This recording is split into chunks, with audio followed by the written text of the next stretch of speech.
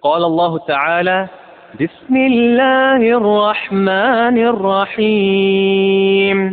وقوله: ربنا وسعت كل شيء رحمة وعلما. وقوله: وكان بالمؤمنين رحيما. وقوله تعالى: ورحمتي وسعت كل شيء. وقوله: كتب ربكم على نفسه الرحمة. وقوله: وهو الغفور الرحيم. وقوله تعالى: فالله خير حافظا وهو أرحم الراحمين. احسنت، جزاک اللہ خیرا۔ ان تمام آیات میں اللہ تعالیٰ کی ایک صفت کا اثبات ہے، اور وہ صفت رحمت، کہ اللہ تعالیٰ بندوں پر رحمت فرمانے والا ہے۔ صفت رحمت کا اثبات، ہم اہل الحدیث اہل السنہ کا یہ عقیدہ ہے کہ اللہ تعالیٰ کی رحمت ثابت ہے، رحمان ہے، رحیم ہے، ہمارا اس پر ایمان ہے۔ رحم کیسے فرماتا ہے؟ جیسے اس کے لائق، مخلوق کی طرح نہیں۔ کیوں؟ نہیں سکے مثل ہی شیء، اس جیسی کوئی چیز نہیں، تشبیہ تو ہے ہی نہیں۔ تو پہلی آیت کریمہ بسم اللہ الرحمن الرحیم، شروع اللہ کے نام سے جو رحمان ہے اور رحیم ہے، یہ دونوں مبالغے کے صیغے ہیں، اور دونوں کا مادہ رحمت ہے۔ الرحمن فعلان کے وزن پر، اور رحیم فعیل کے وزن پر۔ تو اللہ تعالیٰ کی دونوں نام ثابت ہیں۔ میں تھوڑی سی تفصیل کرنا چاہتا ہوں، اور یہ آج ہی کروں گا، اس کو ذہن میں رکھیے گا۔ الرحمن کے تعلق سے، رحمان اللہ کا نام ہے۔ دراصل جو طوائف ہے، طوائف ضالہ، گمراہ فرقے، ان کی کیا اساس ہے؟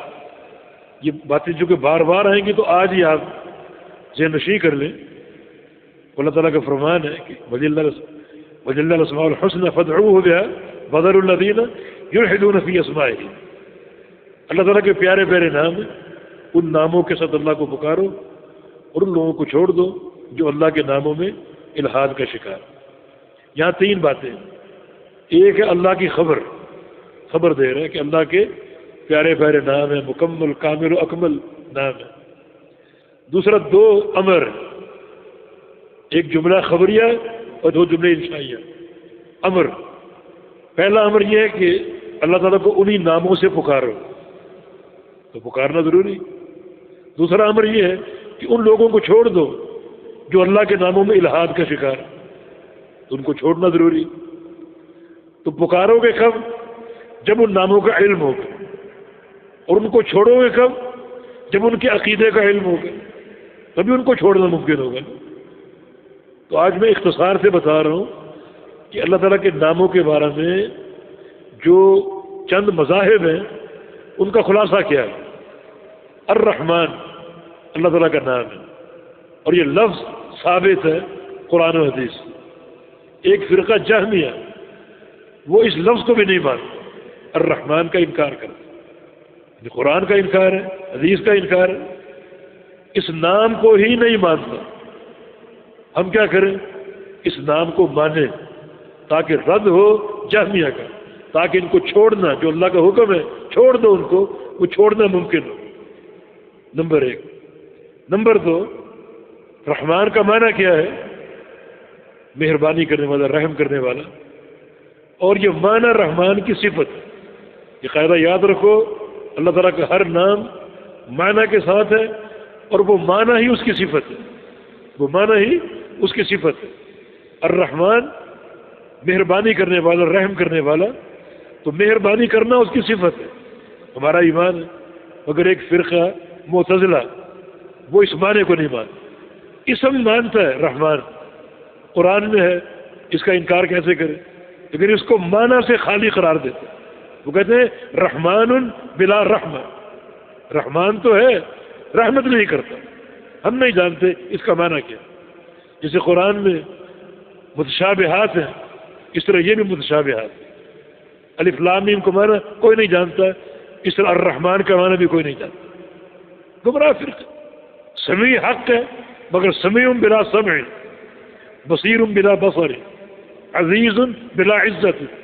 یہ نظریہ ہے معتزلہ کا، جو اللہ تعالیٰ کے ناموں کو مانتے ہیں مگر ناموں کو صفات اور معانی سے خالی قرار دیتے ہیں. ہمارا ایمان کیا ہو کہ اللہ تعالیٰ کے نام حق ہے تاکہ انکار ہو جہمیہ کا، اور ہر نام معنی کے ساتھ ہے اور کوئی نام معنی سے خالی نہیں ہے تاکہ انکار ہو معتزلہ کا. تیسرا گروہ، ہم مانتے ہیں کہ اللہ رحمان ہے اور ہم مانتے ہیں کہ رحمان رحمت کے ساتھ ہے، معنی بھی مانتے ہیں، صفت بھی مانتے ہیں، مگر اس کا رحمان ہونا اور اس کا رحم فرمانا انسانوں جیسا ہے، مخلوقات جیسا. یہ مشبہ ہے، تشبیہ کے قائل. ایمان ہے مگر ایمان اس بات تشبیہ کے ساتھ. اللہ کیا فرما رہا ہے؟ ملحدین کو چھوڑ دو، انہیں بھی چھوڑ دو، رد کر دو ان کا. اللہ رحمان ہے، ہمارا ایمان ہے. رحم فرماتا ہے، ہمارا ایمان ہے. کیسے فرماتا ہے؟ جیسے اس کے لائق. کیا مخلوقات جیسا ہے؟ نہیں. کیوں؟ نہیں سکے مثل ہی سے اس جیسی کوئی چیز. یہ ضوابط ہیں اسماء و صفات میں جو ہر نام پر جاری ہوں گے. آپ ذہن نشین کر لیجیے. یہ تین گروہ ہو گئے، ہم نے تینوں کو چھوڑ دی تاکہ قرآن پر عمل ہو کہ جو اللہ کے ناموں میں الحاد کرتے چھوڑ دو ان کو. تینوں کو چھوڑ دیا. چوتھا گروہ آیا، وہ کہتے ہیں کہ رحمان حق ہے، اور رحمان کا معنی مہربانی کرنے والا، رحم کرنے والا، یہ بھی حق ہے. مگر رحمت میں، مہربانی میں چونکہ ایک شائبہ ہے مخلوقات سے مشابہت کا. رحمان حق ہے مگر جو اس کا معنی ہے اس معنی میں تشبیہ محسوس ہو رہی. رحم کرنے والا، رحم مخلوق بھی کرتی، یہ معنی قابل قبول نہیں. نام حق ہے، وہ رحمان ہے، تو اس کا معنی کیا کرو؟ معنی وہ کرو جو تشبیہ سے کٹ جائے. وہ کیا ہے؟ ارادہ احسان، ارادہ انعام. ان سے پوچھو کہ ارادہ مخلوق میں نہیں ہے؟ آپ کو ارادہ کرتے ہیں نہیں کرتے؟ ہر مخلوق ارادہ کرتی، ہر انسان میں کوئی نہ کوئی ارادہ ہوتا ہے. فلاں پڑھوں، فلاں کورس کروں، فلاں ملازمت کروں، فلاں کاروبار کو ارادے ہوتے ہیں. تو تشبیہ تو ارادے میں بھی مر رہی. یہاں کہتے کہ نہیں، اللہ کا ارادہ وہ ہے جو اللہ کے لائق ہے، اور مخلوق کا ارادہ وہ جو مخلوق کے لائق ہے. تو بھائی یہ بات رحمت میں کیوں نہیں کہہ دیتے؟ حقیقت یہ کہ خود یہ لوگ حیران و پریشان ہے کیا کریں اور کیا نہ کریں. رحمت میں ایک اور ان کو شبہ ہے کہ رحمت جو ہے یہ تبدیلی چاہتی ہے. آپ کو کسی پر رحم آئے تو کب آئے گا؟ جب آپ کے دل کے جذبات تبدیل ہوں. کسی غریب کو دیکھا، آپ کو ترس آ گیا، ازراہ رحمت، ازراہ محبت، اسے آپ نے کھانا کھلا دی. یہ اندر کے جذبات تبدیل ہوں گے. اسے کہتے ہیں صفت انفعالی، تغیر. کہتے ہیں اللہ تغیر سے پاک ہے، تبدیلی سے پاک ہے. اگر رحمت مان لیں، محبت مان لیں تو یہ تغیر چاہتی ہے، اندر کے جذبات تبدیل ہوں گے. آگے صفت غضب آ رہی، اللہ کو غصہ آتا ہے تو غضب بھی تغیر چاہتا ہے، اور اللہ تغیر سے پاک. اللہ کے بندو، یہ تغیر تب آئے گا جب خالق کی صفات کو مخلوق کے مشابہ قرار دے. اللہ رحم کیسے فرماتا ہے اس کی کیفیت ہم نہیں جانتے، جیسا اس کے لائق ہے. تغیر کی بات کب بنے گی؟ جب یہ کہا جائے کہ اس کا رحم کرنا، غصہ کرنا مخلوق جیسا ہے. یہ بات تو ہے ہی نہیں. وہ رحم کیسے فرماتا ہے؟ جیسا اس کے لائق ہے. اس میں تغیر کا شائبہ تک نہیں. مخلوق رحم کرتی ہے، اس میں تغیر آتا ہے، مزاج کی تبدیلی ہوتی ہے، لیکن یہ رحم مخلوق کے لائق ہے. خالق کا رحم فرمانا جیسے اس کے لائق ہے، اس میں کوئی تغیر کی بات نہیں. باقی رہ اہل السنہ اہل الحدیث، ان کا عقیدہ کیا ہے؟ رحمان اللہ کا نام حق، ہمارا ایمان، تاکہ رد ہو جہمیہ کا. رحمان کا معنی ہے مہربانی کرنے والا، رحم کرنے والا، ہمارا ایمان ہے تاکہ رد ہو معتزلہ کا. اللہ رحمان کیسا ہے؟ جیسا اس کے لائق ہے. کیا مخلوقات جیسا ہے؟ نہیں، تاکہ رد ہو مشبہہ کا جو خالق اور مخلوق کی صفات میں تشبیہ کے قائل۔ اس کے رحم فرمانے میں مخلوق کے رحم کرنے میں کوئی مشابہت ہے؟ نہیں، اس کا رحم کرنا کیسا ہے؟ جیسا اس کے لائق ہے۔ مخلوق کا کیسا ہے؟ جیسے مخلوق کے لائق ہے۔ کیوں؟ ہمارے پاس چادہ مستقیم موجود ہے، مستقل قاعدہ موجود ہے کہ لیس کمثلہ شیء، اس جیسی کوئی چیز نہیں، تشبیہ کی بات ہی نہیں۔ یہ الحمدللہ حق نظریہ اللہ تعالیٰ کی تمام صفات کے بارے میں۔ کسی نام کی، کسی صفت کی کیفیت معلوم نہیں ہے۔ اللہ تعالیٰ نے اپنے ناموں کی خبر دی، اپنے کاموں کی خبر دی، اپنی صفات کی خبر دی، لیکن کسی کی کیفیت نہیں بتائی۔ جو بتا دیا اس پر ایمان ہے، اور جس سے خاموشی اختیار کی وہ اللہ کے سپرد ہے، اس عقیدے کے ساتھ کہ اس کا ہر نام، ہر کام، ہر صفت کمال کی، یہ عقیدہ تھا۔ لیکن کیسی ہے یہ معلوم نہیں۔ امام مالک رحمہ اللہ کے قول کو ایک مثال بنا لو، ہر صفت میں وہ کام آئے گی۔ ان کے ایک شاگرد نے پوچھا کہ اللہ تعالیٰ کا عرش پہ استوا کیسا ہے؟ اللہ کا عرش پہ استوا کیسا ہے؟ یہ سوال پہلی بار ہوا، اور سن کر امام مالک پسینے میں ڈوب گئے، رونگٹے کھڑے ہو گئے، اور کافی دیر بات کرنے کے قابل نہ رہے۔ جب طبیعت سنبھلی تو فرمایا الاستواء معلوم، اللہ تعالیٰ کا عرش پہ استوا معلوم ہے۔ معلوم کا معنی ثابت ہے، اور استواء کا معنی لغت عرب سے معلوم ہے۔ لغت عرب نے استواء کا معنی کیا وہ ہم جانتے ہیں، کسی چیز پہ چڑھ جانا، کسی چیز پہ چڑھ جانا، ارتفاع، بلند ہو جانا، یہ معنی معلوم ہے۔ تو استواء معلوم ہے، والکیف مجہول، مگر استواء کی کیفیت معلوم نہیں۔ والایمان بہ واجب، استواء پر ایمان لانا واجب ہے، اللہ تعالیٰ کے عرش پہ ایمان لانا واجب ہے۔ امام ابو حنیفہ کا قول، جو اللہ تعالیٰ کو عرش پہ مستوی نہیں مانتا وہ کافر، جو مستوی مانتا ہے مگر اس کو شک ہے کہ عرش اوپر ہے یا نیچے، وہ بھی کافر، اس پر ایمان لانا واجب ہے۔ والسؤال عنہ بدعہ، اور کیفیت کا سوال کرنا بدعت۔ جو بھی صفات باری تعالیٰ ان پر ایمان لانا فرض ہے، اس معنی کے ساتھ جو معنی ظاہری معنی ہے، کسی تعویل کے بغیر، اور کسی بھی صفت کی کیفیت معلوم نہیں، کیفیت کو کریدنا اور کیفیت کا سوال کرنا بدعت ہے۔ اور اس کے بعد امام مالک رحمہ اللہ نے اس شخص کو اپنی مجلس سے باہر نکال دی، حکم دیا اپنے شاگردوں کو کہ اس کو ہمارے گھر سے نکال دو، اس مجلس سے نکال دو، کسی بدعتی انسان کے ساتھ مجالست درست نہیں ہے، نکال دو اس کو نکال دیا۔ بلکہ ساتھ یہ فرمایا کہ تم سے بدترین انسان میں نے آج تک نہیں دیکھا۔ اس کا معنی جو اللہ تعالیٰ کی صفات میں تعویل کے منہج کی طرف مائل ہوتا ہے یا کیفیت کی کھوج لگانے کی کوشش کرتا ہے، وہ زمانے کا بدترین انسان۔ تو یہ جو قواعد ہم نے ذکر کیے تمام اللہ تعالیٰ کے ناموں کے بارے میں اور تمام صفات کے بارے میں، تاکہ عمل ہو جائے اس فرمان پر کہ جو لوگ اللہ کے ناموں میں الحاد کرتے ہیں ان سب کو چھوڑ دو۔ الحاد کیا ہے؟ ناموں کا انکار الحاد ہے۔ الحاد کیا ہے؟ اللہ تعالیٰ کے ناموں کو معنی سے خالی ماننا الحاد ہے۔ الحاد کیا ہے؟ اللہ تعالیٰ کے ناموں اور صفات میں تشبیہ کا عقیدہ الحاد ہے۔ الحاد کیا ہے؟ اللہ تعالیٰ کے ناموں میں اور صفات میں تعویل الحاد ہے۔ ملحدین کو چھوڑ دو اور اپنے ایمان کو درست کرو۔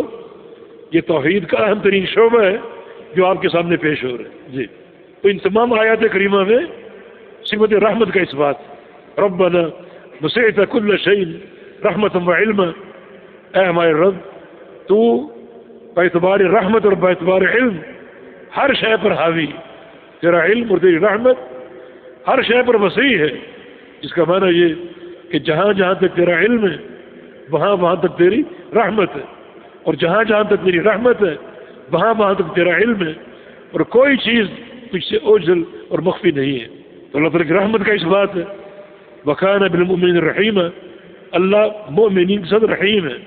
رحیم عملاً رحمت پہنچانے والا۔ رحمان کیا ہے؟ صاحب الرحمہ، اللہ کی صفت، اور رحیم کیا ہے؟ عملاً بندوں کے ساتھ رحم کرنے والا۔ اور جو رحیم میں رحمت ہے یہ خاص ہے مومنین کے ساتھ، دنیا میں ہدایت کی صورت میں، ایمان کی صورت میں، نیکی اور تقوی کی صورت میں، اور قیامت کے دن جنت کے داخلے کی صورت میں۔ اور رحمان ہونا یہ عام ہے، کفار کے لیے بھی رحمان ہے، مسلمانوں کے لیے بھی رحمان ہے، مشرکین کے لیے بھی پیدا کرنا، روزی دینا، پالنا پوسنا، یہ سب رحمت کے آثار ہیں، یہ رحمان کے تحت ہے۔ اور رحیم خاصہ بالمؤمنین فی الدنیا والآخرہ، دنیا میں ہدایت مراد ہے اور قیامت کے دن جنت کا داخلہ مراد۔ رحمت وسعت کل شیء، میری رحمت ہر شے پر وسیع اور حاوی ہے۔ وقولہ کتب ربکم علی نفسہ الرحمہ، تمہارے رب نے لکھ لیا، کتب لکھ لیا، ربکم تمہارے رب نے علی نفسہ ہی اپنے نفس پر کیا لکھا، اور رحمہ رحم فرمانا، لکھنے کا معنی فرض کر لیا۔ اللہ تعالیٰ کسی کا مجبور نہیں ہے، جو اللہ نے لکھا یا فرض کیا رحم کرنا اپنی مرضی سے کیا، کسی کے مجبور کرنے پر نہیں، نہ اسے کو مجبور کر سکتا ہے، اپنی مرضی سے کیا۔ تو جو بھی اس قسم کے نصوص ہیں ان میں خالق کائنات کی رضا اور مرضی شامل ہے، نہ کہ کسی کا مجبور کرنا شامل۔ وہ الغفور الرحیم، اللہ غفور بھی ہے رحیم بھی ہے، یہاں بھی دو صفات کا اجتماع ہے۔ اور تیسرا کمال سامنے آ چکا ہے کہ بخشنے کے بعد رحم کرتا ہے، بخش کے چھوڑتا نہیں ہے بلکہ رحم فرماتا ہے۔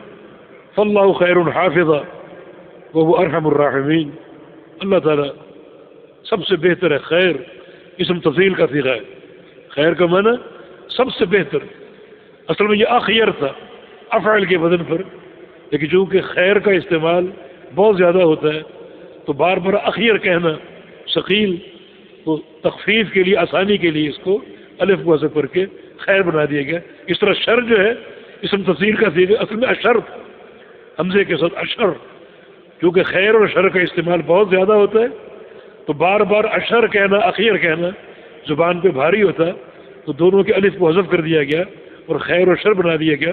تو خیر کا معنی سب سے بہترین، حافظہ حفاظت کرنے والا، اللہ حفیظ ہے اور اپنے بندوں کی حفاظت کرتا ہے۔ حفیظ اس کا نام ہے، بابرکت نام، اپنے بندوں کی حفاظت کرتا ہے، دنیا میں ہلاکت سے، تباہی سے اور بربادی سے، اور ان کی حفاظت کرتا ہے دنیا میں، ان کے ایمان کی حفاظت، ان کے عقیدے کی حفاظت، وہ ایسا حفیظ ہے۔ عقیدے کی حفاظت یعنی مانوی، ظاہری، حصی تمام حفاظتیں اللہ کا کام ہے۔ احفظ اللہ یحفظ کا، ایسی حفاظت کرے گا کہ تم کو بچائے گا ہلاکت سے، بربادی سے، نقصان سے، اور پھر حفاظت کرے گا تمہارے ایمان کی، عقیدے کی، منہج کی، اخلاق کی، تمہاری سیاست کی، ہر چیز کی حفاظت کرے گا۔ بس یہ کہ اللہ تعالیٰ کے ساتھ اپنے آپ کو جوڑ لو اور اپنا تعلق قائم کر لو، اور وہ ارحم الراحمین، صفت رحمت کا اس بات، سب سے بڑا رحم کرنے والا جس کی رحمت ہر شے پر وسیع ہے۔ تو ان تمام نصوص میں صفت رحمت کا اس بات ہے، ہمارا اس پر ایمان ہے بغیر کسی تعویل کے اور بغیر کسی انکار یا تعطیل کے، بحمد اللہ۔ جی